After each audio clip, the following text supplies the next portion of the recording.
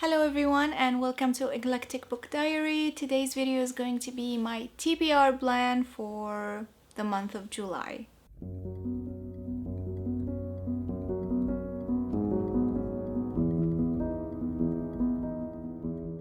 So I will be sharing with you all the books that I want to read in July.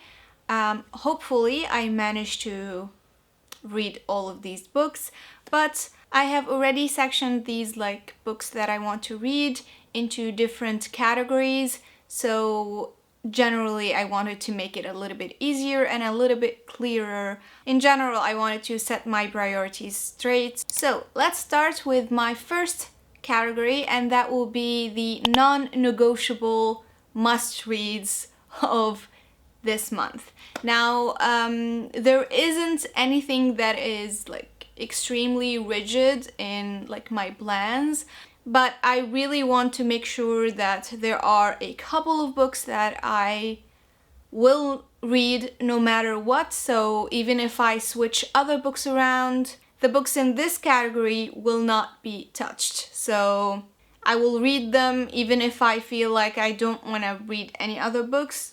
Fine, but these two will definitely be read. So the first book is Dreams of the Dying by Nicolas Lietzau. I think that's how you pronounce his name. He's a German author. First of all, stunning cover. It's just stunning to look at. I mean, it's disturbing, but it's stunning at the same time. Now, this book is the first book of the Endural series. It was published last October, so in 2020. I think it has been described as fantasy, mystery, and psychological horror, and kind of promises to get and venture deep into our mind. Dreams of the Dying is set to be in the same universe of the game Endural, which is an indie game, but it can't stand alone on its own, so there is no need to know the game for you to actually be able to read this book. So that is good. I'm quite excited about this book. I think it is one of the most exciting books that I want to read this month. I do have a couple of other books that I feel exactly the same excitement about. I'm excited about all the books that I want to read this month, but there are, of course, always some books that make me excited a little bit more, touch more, just a slight bit. So this is one of the books that I am super thrilled to go through the next month. So I will be starting the month of July with this one. So it is a very big, thick book. It is about 800 pages in total. Yeah, 800 pages in total, but scary, but quite thrilling and exciting at the same time. So the second book of the non-negotiable reading list will be The Vanishing Half by Brit, Bennett. Now, I got this book last year when it was published, and I was supposed to read this book last year when it was published, but something happens, like always, and things get in the way sometimes, and you don't get to actually read the books that you want to read. And this somehow got lost in the mix of books that I have. I am pretty disappointed that I let that happen, so that's why I am putting this book on the non-negotiable list where I will be reading this book. So this is a mystery / historical fiction, family saga, domestic fiction type of a novel, which deals with identical twins. We have two sisters that are light-skinned black sisters. They happen to run away from home when they are 16, and one of them get missing just shortly after that, and we get to follow their story. So it is a multi-generational family saga story. The novel in general has a non-linear narrative structure, so we'll see how that will play out in this book, but I'm quite thrilled to finally get the chance to read this book. I've heard nothing but good stuff about this book. So yeah, that is for my second book. Moving on to the second category for this TBR list, and that will be my most anticipated new releases. I also have two books in this category. The first one is probably my most anticipated release for not only the month of July, but for the whole summer, probably. And that will be Six Crimson Cranes by Elizabeth Lim, which is a YA fantasy. It is actually supposed to be a part of a duology, if I'm not mistaken. So it's the first book of a duology. And it is expected to be released on the 10th of July. I have just fact-checked that, and it's actually on the 6th of July, not on the 10th. So here you go. It is 4 days earlier. So this fantasy draws from fairy tales and East Asian folklore. It is also set in the same world as Spin the Dawn, which I haven't read, but I've heard that it doesn't really matter. I don't know if that is true or not. Let's hope that that will not be an issue. So the story follows Shiori Anma, who is the only princess of Kiyata, and she has a secret, and that is that she carries within her blood a form of forbidding magic. So she loses control one day, and her stepmother take notice, and she punishes her by cursing her brothers into cranes, if I'm not mistaken. So now she wants to save her brothers, but she can't say anything because with each word that she might say, one of her brothers would be killed. So very interesting. I loved the covers of this book, and I can't wait to actually read the story. Now, my second most anticipated release of July would be She Who Became the Sun by Shelley Barker Shan, which is, again, another first book of a duology. It's from the Radiant Empire duology, I believe. It is described as Mulan meets the Song of Achilles. Anyway, it's supposed to be a bold, queer, lyrical reimagining of the rise of the founding emperor of the Ming dynasty. So in general, it is a fantasy fiction / historical fantasy / fairy tale vibes.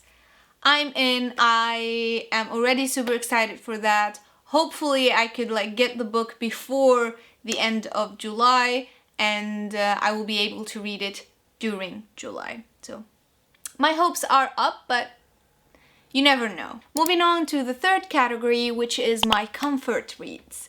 And I'm calling them my comfort reads for different reasons. It's not just one specific term, or it doesn't really describe just one condition. It fits through a multitude of levels. The first one being if it's a reread or something that is very familiar to me. The second one being if the book is really short. And the third one being if it's a manga, because I consider mangas and graphic novels in general to be a comfort read. So it's not just one category, it's just different things mixed together, and all of them right now are actually kind of fit at least two of these categories, and specifically the short book category, because all of them are very, very short considerably. So the first two books on this list are from the same author. One of them will be a reread, the other one will be a new read for me, but it is from a Japanese author called Banana Yoshimoto. That's not her actual name, it's actually a pen name, and her actual name is Mahoko Yoshimoto. I'm pretty sure I am butchering her name, I'm so sorry, but yeah, I have already read Kitchen. It was originally published in the 1988 and translated later, I think, translated by Megan Bakos. Also, again, I'm pretty much butchering the names. But anyway, it is a fiction or a domestic fiction story. It is very short. It's exactly 150 50 pages. So the book, it follows around a young Japanese woman and her discoveries about like food, love, while kind of having a tragic background. So this book actually also deals with grief. I don't feel like the vibes in this book are very common. I feel like it is it's very special to this book, and it depends on how you feel about the concepts as well as the writing.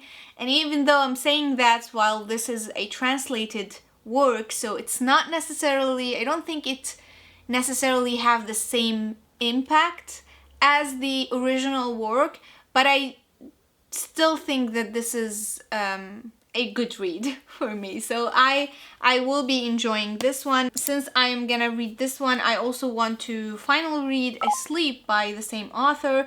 This one is actually translated by Michelle Emmerich, and this book was originally released in the 1989 but was translated in the year 2000. So this book follows along 3 different stories, if I'm not mistaken, or 3 different sections, mainly dealing with like sleep, dreams, death, and a potential love triangle, maybe, I don't know, but it sounds interesting, and it is still a short read, so we have like a less than 180 pages, so it's very short, and I could again probably go through this one in like 1 day or less. Now moving to the other side of this comfort reads, and that will be the selection of different mangas that I want to read. Now this is gonna be a little bit open, so I don't know exactly which one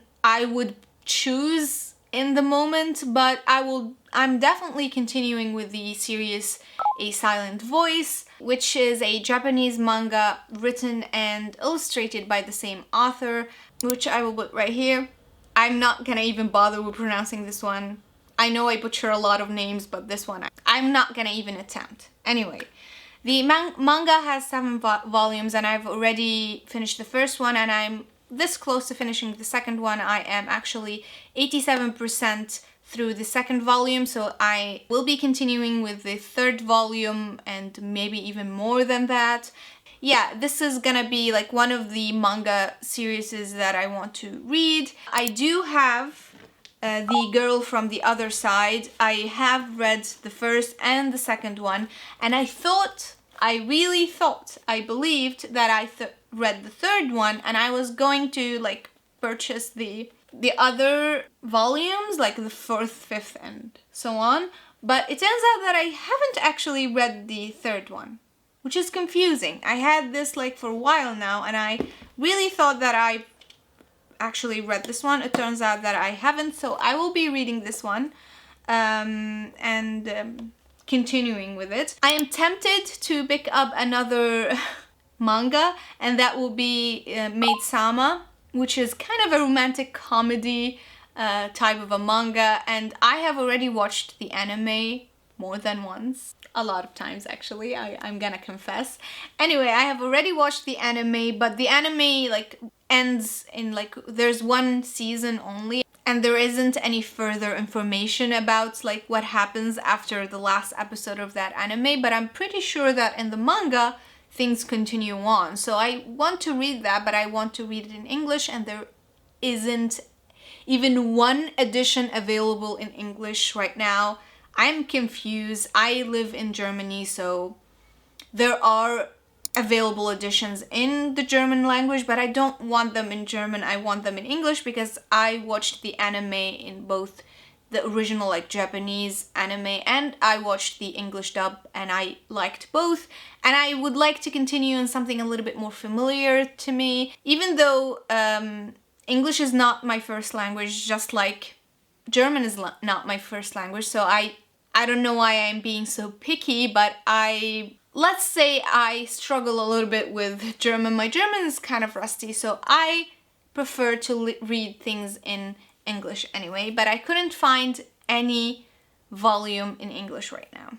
So if anybody knows anything about this, please let your girl know, because I'm quite confused. I can't even access the Kindle English version of this like manga. The only option for me is to actually continue with the German version, and I already downloaded a sample to see how that will go. And the way things are written inside of this manga in German is not particularly nice. I don't care for it. I feel like I'm getting confused. I can't read it in a proper way, and I feel like I'm getting confused further and further with things. So I wish I could just like get the actual English version, but I think I'm gonna go to an actual store here. We have one that's near enough and things are opening up, so I think I can go. So to see if I could find that manga in like store to check it out physically and see if that is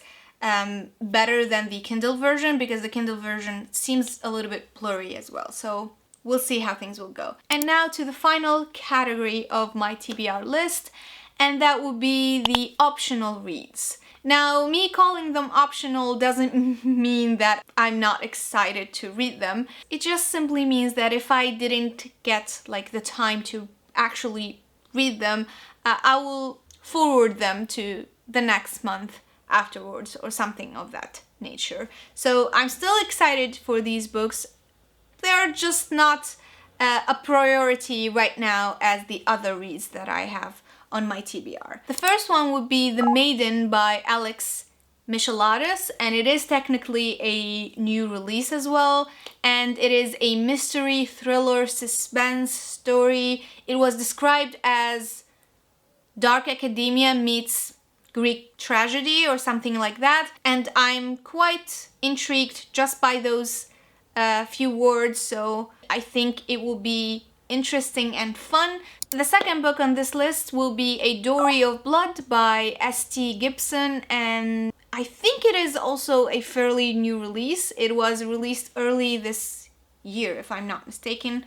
So this story is a dark, gothic, horror, fantasy story, and it is supposed to be a reimagining of Dracula's Brides, and it is supposed to handle like desire, obsession, things like that. So yeah, quite chilly type of a story. And I have to admit that I think that I sometimes like the idea of gothic stories, and I want to expand on that more. So again, it would be nice if I also get the chance to read this one. Now for the last book on this list, and that will be A Winter's Promise by Christelle Dabos.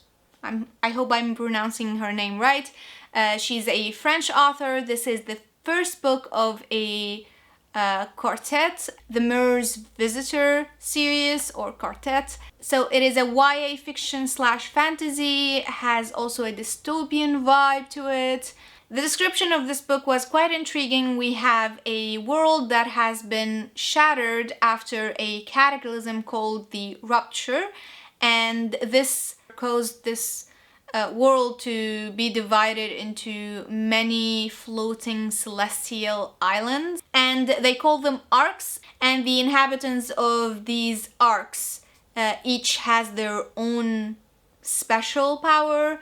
Anyway, I don't know that much about the story, but I feel that it may be interesting, so it could be a nice one also to get through. If I happen to read this one, there's also the possibility for me to continue the series, since there is another 3 books that are within the series. So hopefully things will be good enough for me to actually read all of these books. And yeah, this was my long TBR blend or TBR list, whatever you want to call it, for the month of July. So yeah, hopefully you enjoyed today's video. Thank you so much for watching. I also hope you will join me on the next one. Until then, take care. Bye bye.